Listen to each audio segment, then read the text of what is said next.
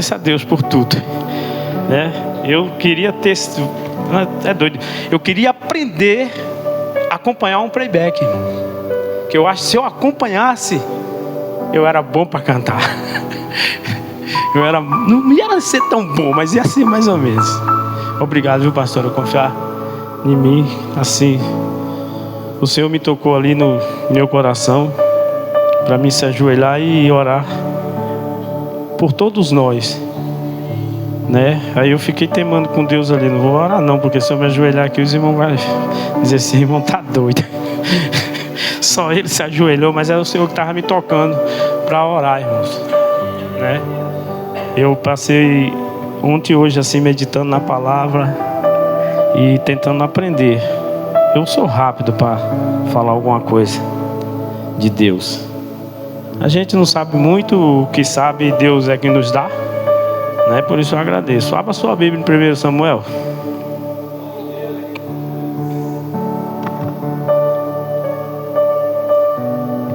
Aleluia. Capítulo 2. Verso 1.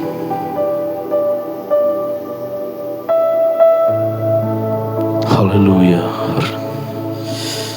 Glória a Jesus.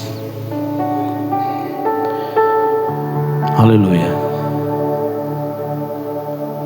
Então orou Ana e disse: o meu coração exalta no Senhor, e o meu poder está exaltado no Senhor, e a minha boca se dilatou sobre meus inimigos, porquanto me alegro na tua salvação. Que Deus abençoe. Pode sentar em nome de Jesus.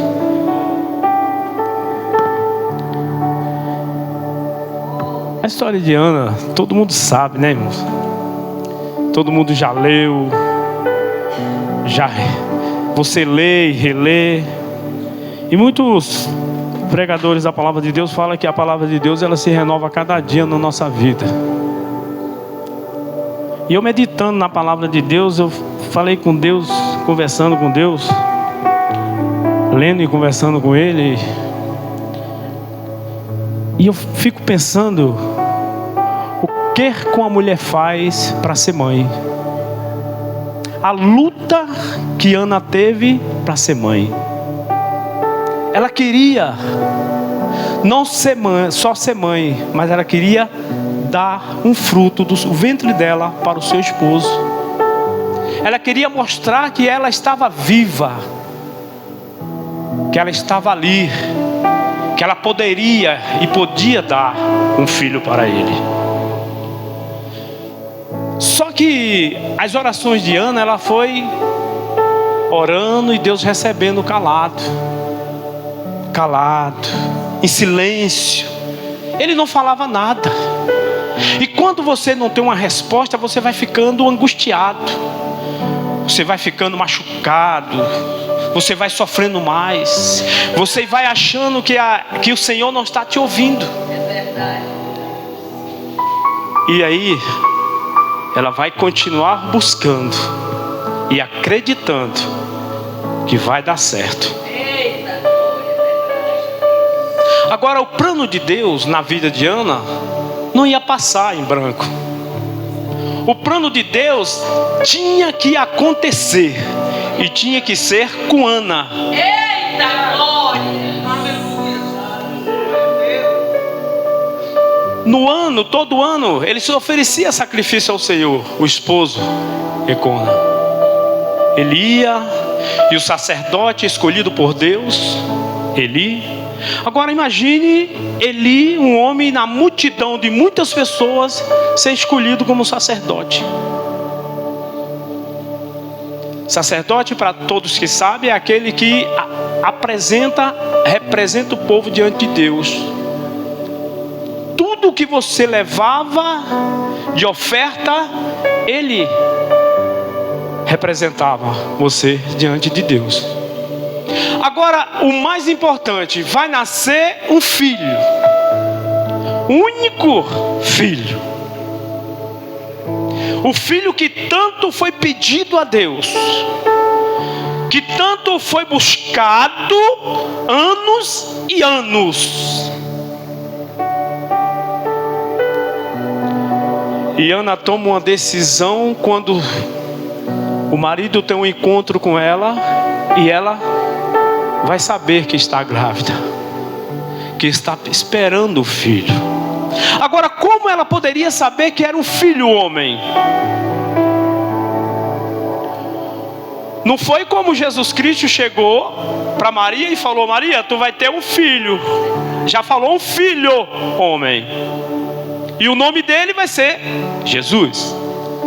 Ela não, ela vai ter um filho, e esse filho vai se chamar Samuel. Agora, a pessoa que está esperando algo de Deus, ela não vai querer dar para ninguém. Ela não vai tirar uma criança, do seu lado, que tanto pediu, que tanto implorou, que tanto buscou.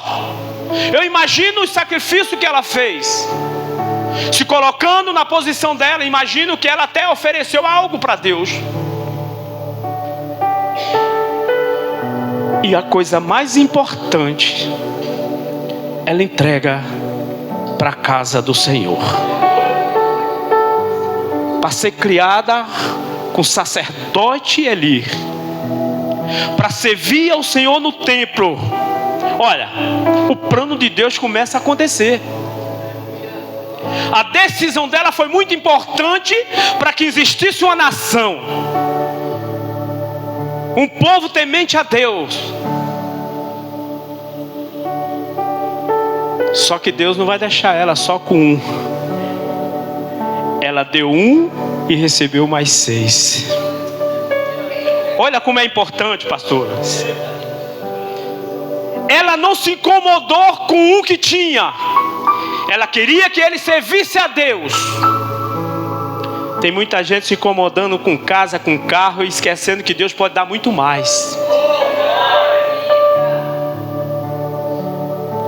Tem muita gente se incomodando com salário, que é desse tamanho, que Deus pode dar um grandão. Deus. E ele vai chegar à casa, e Samuel vai chegar à casa de Eli. Vão ter aquele encontro. Ele vai servir. Ele foi para lá para servir a Eli, fazer tudo que Eli mandava. Buscar água para mim, meu filho. Buscar o pão, meu filho. Mas Eli, ele tinha que ter cuidado na vida dele, que ele estava diante de um profeta. Ele estava diante de uma pessoa que foi ungido por Deus para conduzir um povo, uma nação. E ele não teve esse cuidado. E Samuel começa a crescer em estatura e em sabedoria da palavra de Deus. E Samuel começa a servir a Deus.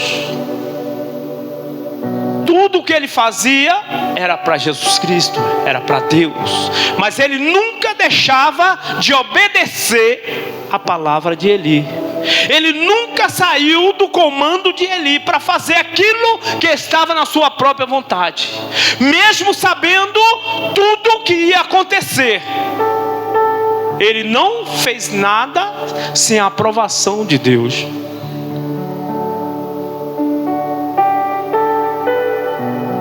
E aí começa uma nova jornada na vida de Samuel. E Samuel cresce, e de repente, uma certa noite, Deus vai falar com Samuel. Você imagine, você dentro da sua casa, no seu quarto deitada, e Deus te chamando: Vinícius, Vinícius. E como tu tem alguém a dar satisfação, tu corre na sua mãe. Aí a sua mãe fala assim para você: eu não estou te chamando, vai dormir. Samuel foi assim com Eli. E o Senhor mais uma vez chama Samuel. E Samuel se levanta como obediente que ele é à palavra, e a obediência que ele tem para com o sacerdote que era Eli. Ele vai ao encontro de novo e acordar ele. Senhor, tu me chamou? Ele começa a ficar preocupado. Na terceira vez, o Senhor insiste com a palavra que quer falar com Samuel. Jesus insiste com você muitas as noites, que quer que você se levante para orar e você não levanta. Ele está te acordando e você está querendo dormir. Ele está te cutucando e você está querendo dormir. Mas talvez quando ele te chama, é porque algo vai acontecer no outro dia, ou com um parente, ou com um vizinho. Então você tem que se levantar e obedecer a Deus. E quando ele chama Samuel pela terceira vez, Samuel chega a Eli e ele fala assim: olha, quando tu estiver lá deitado, tu fala assim para ele: Senhor, eis-me aqui. Olha a obediência. Deus queria mandar um recado para Eli, para a família de Eli. Hoje é culto da família. Eu não sei como Eli criou os filhos dele, porque eu não sou da época de Eli. Mas muitos pais têm deixado os seus filhos fazer o que bem querem. Em vez de trazer para a casa do Senhor, deixa o filho muitas das vezes em casa, porque ele não quer vir. E Samuel vai dar um recado para Eli. E Eli vai dizer: não me esconda nada. Não me esconda nada, me fale tudo. Eli era sacerdote. Sacerdote tinha visão e conhecimento. Ele sabia que tinha algo errado. Ele sabia que Samuel tinha algo para falar que ia comprometer a vida dele. Os filhos de Eli, eles se encontram na prostituição, na destruição, porque toda oferta que era levada à casa do Senhor, eles metiam a mão primeiro para comer o melhor. Mas Deus, em sua palavra, Ele falou para o povo que ele, os sacerdotes, ele só queria das ofertas só o sangue, só o bucho,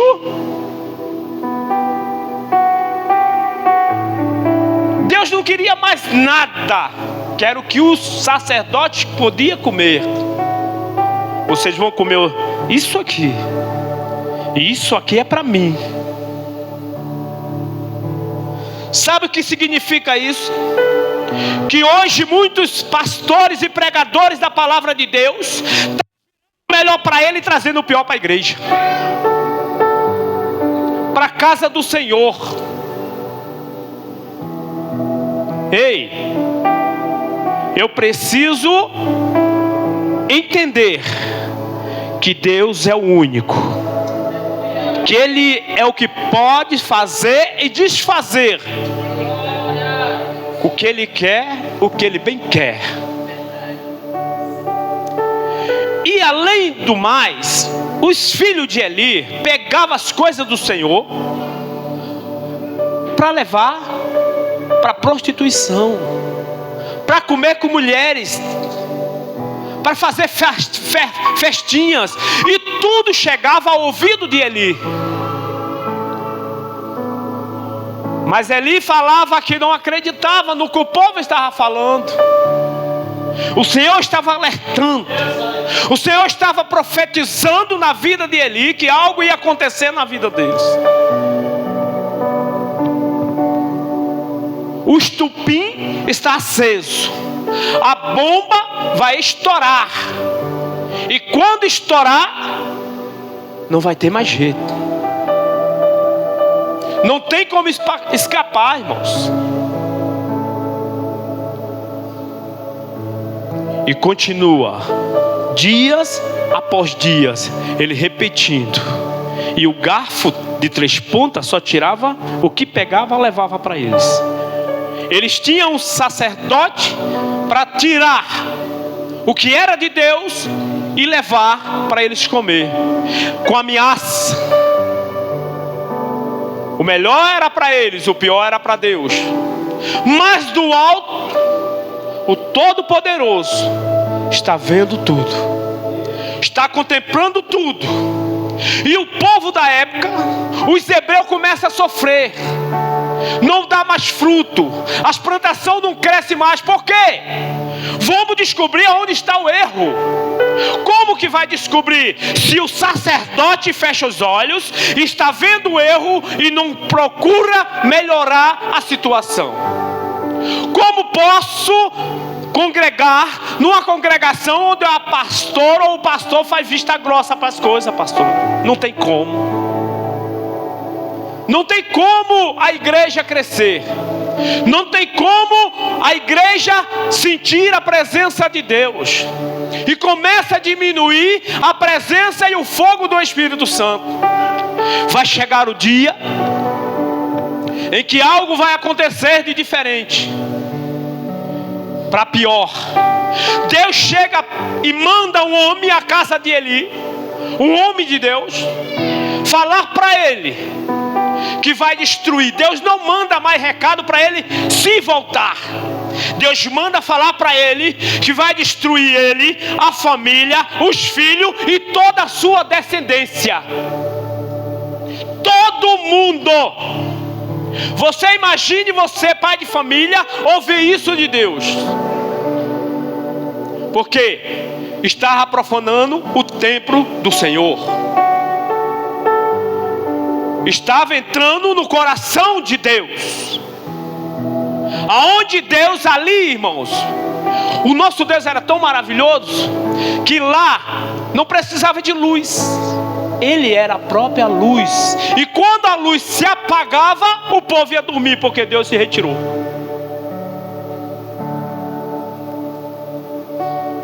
E vai acontecer que os filisteus já queria papar os hebreus por muito tempo, tirar a vida de todos desde o Egito.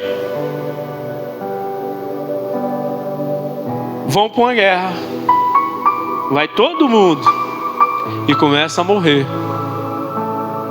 Morre a maioria. E quando eles voltam, eles vão dizer: mas por que que Deus não estava na peleja? Deixou o nosso povo morrer. O pecado estava dentro da tenda.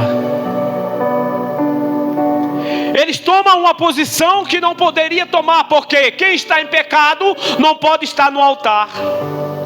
Quem está em pecado não pode entrar na tenda do Senhor. Quem está em pecado não pode orar por outra pessoa, porque ele está em pecado. Quem está em pecado não pode pregar. Quem está em pecado não pode cantar. Quem está em pecado não pode adorar. E eles vão tomar uma decisão por conta própria. Eles vão à cidade pegar a arca do Senhor para levar para a batalha. Por quê? Na época, quando a arca ia, a vitória era garantida.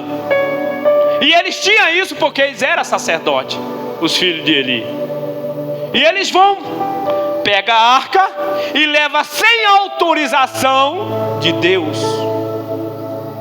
A arca estava lá, mas não tinha autorização para ir para a guerra. Porque para você partir para a guerra aí fora no mundo, tem que ter autorização da sua pastora. Senão não vai. Ah, mas Jesus me autorizou. Não importa. Tem que ser abençoado pelo anjo. Aí sim, o que é aprovado na terra é aprovado no céu. E eles pegam e vão para a guerra.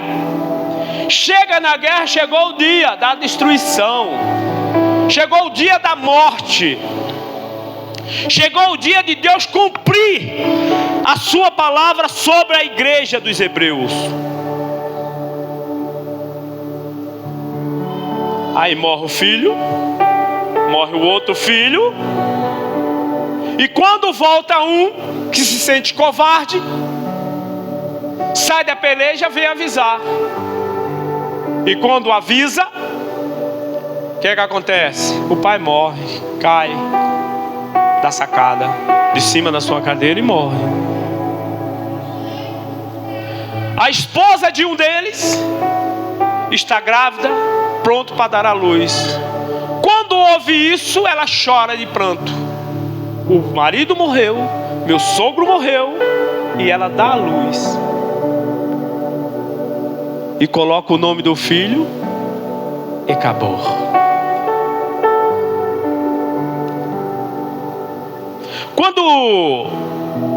Acredito que quando o pastor Roberto botou o nome dessa igreja, ele foi dentro da Bíblia, porque Ebenezer, todo mundo sabe que é ajuda, pedra de ajuda.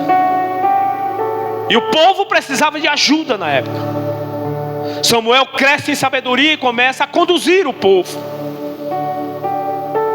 Começa a levar os hebreus por outros caminhos diferentes. A peleja, a luta, os problemas vai continuar. Mas Deus vai ter um escolhido que Deus fala que é o segundo o coração dele, igual o meu coração. Deus fala que Samuel pensa igual o coração de Deus.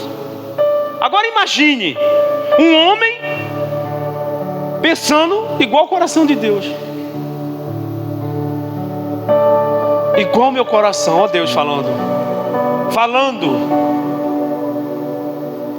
Às vezes Deus quer te entregar uma mensagem e você muitas das vezes faz vista grossa com aquele que vai te entregar e não sabe que ele está diante de Deus. Muitas vezes vai te entregar uma mensagem que não precisa ser usada em profecia, mas em palavras. E você vai ouvir e vai meditar, mas muito entra aqui e sai aqui, e continua na mesmice, sem querer mudar. Vocês lembram dos filhos de Arão, consagrado a sacerdote também? Só vivia na casa do Senhor, acendia as lamparinas para que não apagasse. Uma ficava acesa e acendia as outras. Entrava todo dia o fogo dentro da casa. Quem que estava lá? A arca, Deus. Quem que está dentro de você? É a arca, é Deus. E um dia eles faz das suas burrices e vai levar fogo estranho para a casa do Senhor. E ali morre. O fogo estranho não dá certo com o fogo verdadeiro. Ele vai acontecer algo diferente. E Deus manda fogo e consome eles ali mesmo. Você lembra? Agora me falhou a memória da mentira, né? Que o estudei até estava lendo, mas fugiu, né? Safira, né? Ananias e Safira. Olha só, fogo estranho. Mentira é fogo estranho. Ele chega e conta uma situação que não foi, mas ele vai morrer ali mesmo. Na época não tinha escapatória, não tinha esse negócio, Jesus, misericórdia, me perdoa. Errou, foi consumido. Vacilou, entrou na pedra. E aí a mulher vem, por achar o marido bonitinho morto, vai mentir também. E vai para o mesmo lugar. Se seu esposo ou sua esposa estiver mentindo, sai fora. Deixa é contigo. Isso aí é com tu, tô fora. Eu vou falar a verdade. Eu não vou levar esse fogo estranho para dentro da casa do Senhor.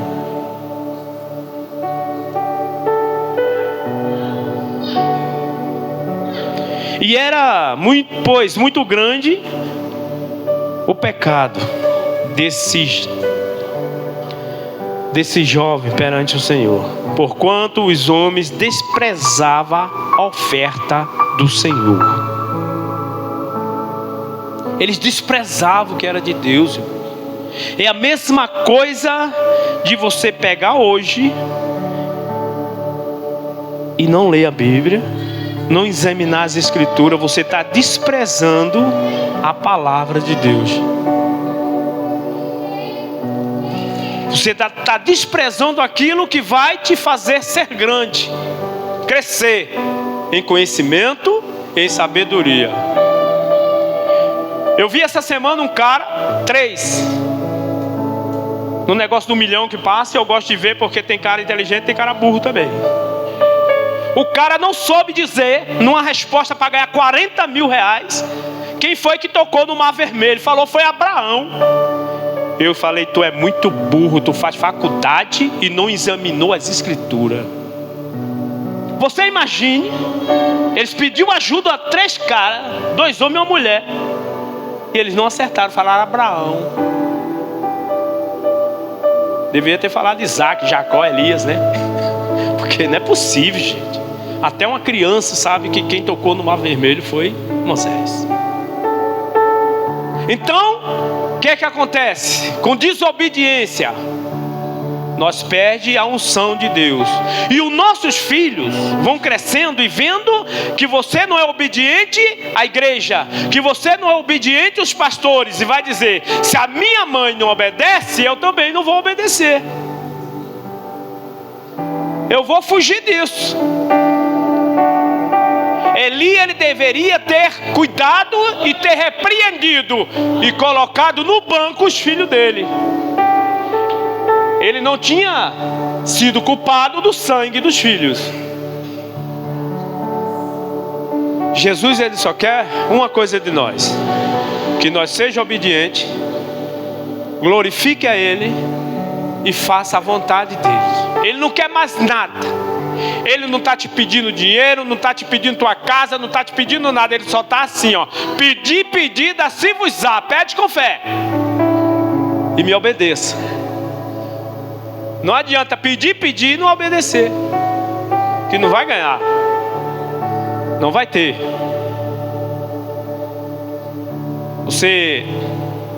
Deus só coloca alguém para cuidar da sua obra quando ele é um bom administrador. Você pode prestar atenção, pastor. Se ele não for um bom administrador, ele não toma conta da obra do Senhor. Sabe por quê? Vou lhe dizer. Você sabe dos talentos? A um deu 1, a outro deu 5, a outro deu 10. Aquele que achou que era bom, que era o bom, que era o tal, foi esconder. Não sabe administrar, porque ele poderia ter pegado aquele talento e ter ganhado mais um.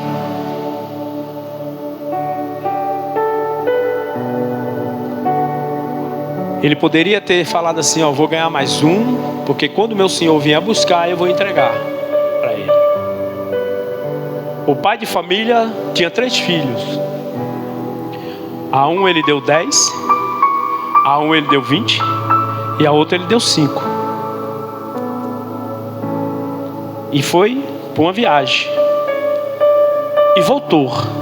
Quando ele volta, um de 20 gastou tudo no mundo, com tudo que não presta.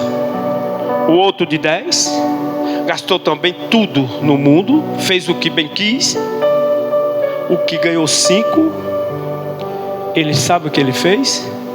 Ele foi na vizinhança pobre, saiu perguntando o que eles estavam precisando. Aí ele começou a distribuir alimentação para aquela família. Comprou uma Kombi e foi distribuir. Quando o pai voltou, que chegou, ele já estava com 5 Kombi nova. O que tinha 5. Os outros estavam chorando pelo canto, esperando o pai voltar para pegar mais dinheiro. O pai falou: meu filho, eu estou com câncer e eu fiz um teste com vocês. Por isso que eu dei esse dinheiro a cada um. E você é o único que pode cuidar da minha herança.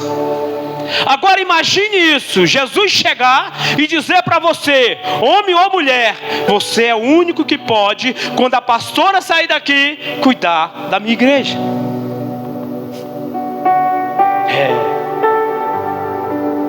Então o que acontece?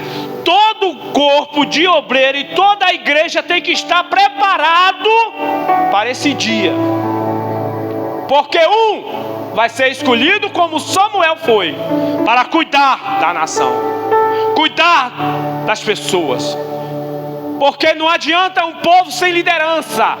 Todo ser humano tem que ter um líder, alguém que comanda, alguém que explica para ele como ele deve seguir. Não adianta você sair como um rebanho perdido. Ah, pastor, mas por que você fala isso? Por isso que Jesus Cristo veio à terra, porque o povo estava todo perdido, não sabia para onde ia. Qualquer lugar que ele entrasse estava bom.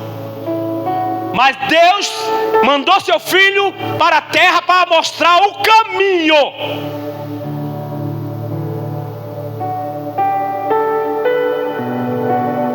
De tudo acontecia, e hoje é da mesma forma, de tudo acontece. Não mudou nada, ficou pior. Eu sempre falo isso.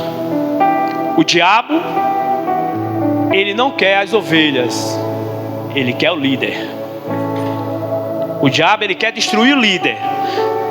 E quando ele não consegue destruir o líder, ele faz de tudo. Ele começa a massacrar as ovelhas, ele começa a massacrar os filhos, ele começa a bulir com a família, porque sabe que dentro do coração do líder tem amor por toda a igreja. Por isso que Jesus não desistiu da cruz. Ele não desistiu, porque enquanto ele estava sobre a terra, o diabo fez de tudo para ele desistir, porque ele sabia que você hoje estaria aqui dando glória a Deus, que você hoje estaria aqui glorificando o nome dele.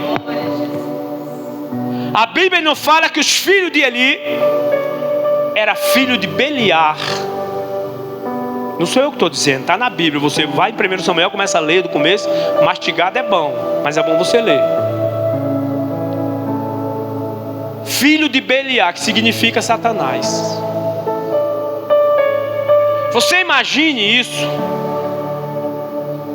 A palavra de Deus fala isso com 2 filhos que era sacerdote, mas já era filho de Beliar. Está entendendo? Deus, ele não muda história. Deus, ele faz cumprir a história. Não pense que você você é um advogado, você é um doutor, você é um professor. Isso já está programado na sua vida. Deus só vai te cumprimentar para tu começar a crescer mais. Ele vai te dando asa e tu vai crescendo com sabedoria e entendimento. Ninguém que sabia que um dia ia estar aqui em cima. Ninguém de nós. Nós era aqueles pequenininhos lá do Nordeste, cheio de piolho, tuas pernas todas feridas de furunco. Mas hoje nós estamos aqui bonito e glorificando o nome do Senhor, porque Ele é digno de toda a honra, de toda a glória e de todo louvor. Você olha para a igreja de Deus e vê um povo bonito, mas lá atrás nós era tão feio.